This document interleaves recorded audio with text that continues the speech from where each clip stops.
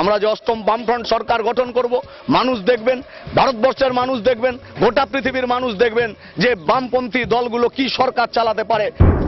আমাদের লক্ষ্য হচ্ছে মানুষের জীবন জীবিকা, দারিদ্র সীমার নিচে বসবাসকারী যে মানুষ, তাদের জীবন জীবিকার মান উন্নয়ন করবার ক্ষেত্রে দায়বদ্ধ একটা সরকারকে দেখবে গোটা ভারতবর্ষ, গোটা পৃথিবী।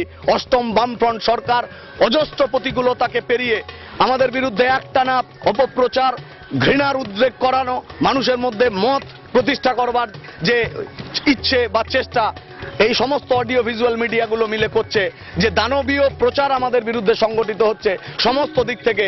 এই সমস্ত প্রতিক্রিয়া শক্তির সমস্ত অপপ্রচার, চক্রান্ত, ষড়যন্ত্র, তার জাল ছিন্ন করে পশ্চিমবাংলার মানুষ অষ্টমবারের জন্য বামফ্রন্ট সরকার গঠন করবে। ইতিহাস তৈরি হবে পশ্চিমবাংলায়।